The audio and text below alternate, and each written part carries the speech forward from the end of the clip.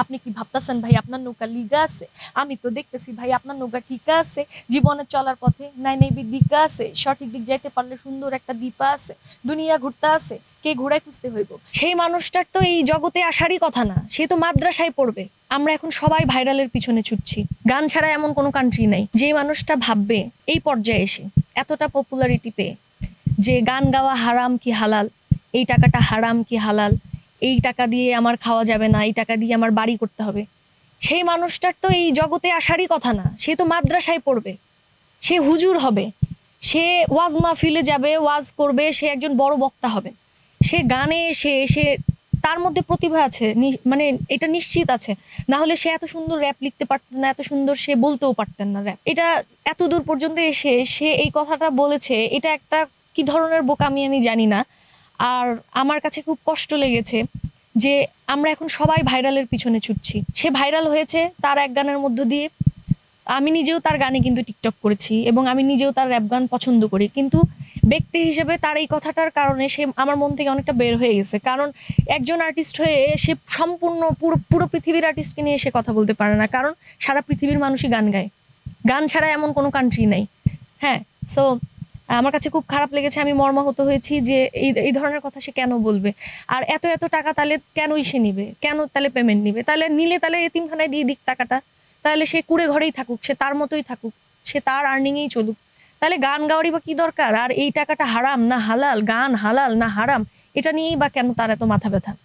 আমি আমি তাকে পার্সোনালি চিনি না, তার সাথে আমার কখনো দেখাও হয়নি, বাট আমি তাকে এইটুকু বলতে চাই যে এই কথাটা বলে আপনি সমস্ত শিল্পী গোষ্ঠীকে আপনি কষ্ট দিয়েছেন, এবং অন্য শিল্পী যে আপনার জায়গায় বসতো, যে আপনার জায়গায় র্যাপ করার সুযোগ পেত, তার সুযোগটা আপনি নষ্ট করে দিয়েছেন। আপনি যদি ভালো কিছু করেন তাহলে ভালোভাবে ভালো কথা বলেই করেন, নাহলে এভাবে আপনাকে যেরকম জনগণ খুব ভালোবেসেছে, আপনাকে ঘৃণা করতেও মানুষ সময় নিবে না। কিন্তু সেও হয়তো নোবেলের পথে হাঁটছে। সে একটা কথা বলে একটা সিচুয়েশন ক্রিয়েট করলো, করার পরে সবাই ভাবলো যে তাকে নিয়ে সবাই এখন আমরা কথা বলছি, গসিপ করছি, আবার দেখা যাচ্ছে যে সে আবার নতুন একটা গান ছেড়েছে। এটা তার নতুন কোনো কিছু হতে পারে। এখন আসলে আমি বলবো কি যে দেখেন, সবাই এখন ইউটিউবার, তো কম বেশি সবাই এখন কন্টেন্ট ক্রিয়েটর, তো সবার মধ্যে না রিয়েলিটি ব্যাপারটা নাই। আপনি কোথাও যাবেন, কেউ আপনার সাথে হেসে কথা বলবে, তার মানে এই না যে বাহ আপনার সাথে খুব ভালো ব্যবহার করলো। সো এটার মধ্যে আমরা অনেক বেশি মানে কনফিউশনে ভুগি। সো আমার কাছে মনে হয়েছে যে উনি হয়তোবা এরকম কোনো একটা হাইপ ক্রিয়েট করার জন্যই উনি এরকম মন্তব্য করেছিল। আর যদি তাই হতো তাহলে তো তার গান করার কথা না। ভাই এই যে ও বড় ভাই, এই উপরওয়ালা পাঠাইছে মায়ের কোলে, বুঝি নাই দুনিয়াতে কি খেলা চললে, সবাই তো আদর করতো ওলেলে লেলে, যৌবন যে ঝাউবনেতে সংসারে চলে, আমার রঙিন দুনিয়া কি আর সাদা কালো চলে, ডাইলের মধ্যে তলে যদি ভালো মতন বলে, ঠিক মতো বাইতে পারলে ভাঙা নৌকা চলে, ভাইয়া সাঁতার না জানা থাকলে ডুইবা মরবেন জলে। আপনি কি ভাবতেছেন ভাই আপনার নৌকা লিগা আছে? আমি তো দেখতেছি ভাই আপনার নৌকা ঠিক আছে। জীবনে চলার পথে নাই নাই দিকা আছে, সঠিক দিক যাইতে পারলে সুন্দর একটা দীপা আছে। দুনিয়া ঘুরতে আছে, কে ঘুরায় খুঁজতে হইব, বিষয়টা বুঝতে হইব, খায়ামুখ বুঝতে হইব। জীবনে তড়ি বাইয়া জায়গা মতো যাইতে হইব, তড়িকা সবারই এক ভাঙা নৌকা বাইতে হইব।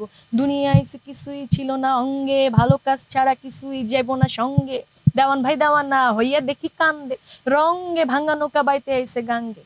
এই ধরনের বক্তব্য দেয়াতে আমরা যারা শিল্পী আছি, ছোট বড়, আপকামিং যারাই আছি না কেন, সিনিয়র সব শিল্পীরাই আমরা অপমানিত।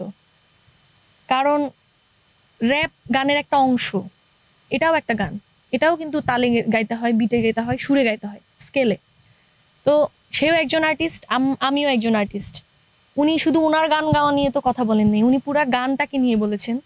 তো এই ক্ষেত্রে আমি বলবো যে ওনাকে যদি আইনি নোটিশ দেয়, তাহলে ওনার সাথে সামনাসামনি বসে যতটুকুই কথা বলুক বা মিউচুয়ালি যাই করুক, ওনাকে যেন এরকম কমিটমেন্ট ওনার কাছ থেকে নেয় যে সমস্ত আর্টিস্টরা যেন ছোট না হয়, এরকম কথা যেন উনি আর কখনো না বলে।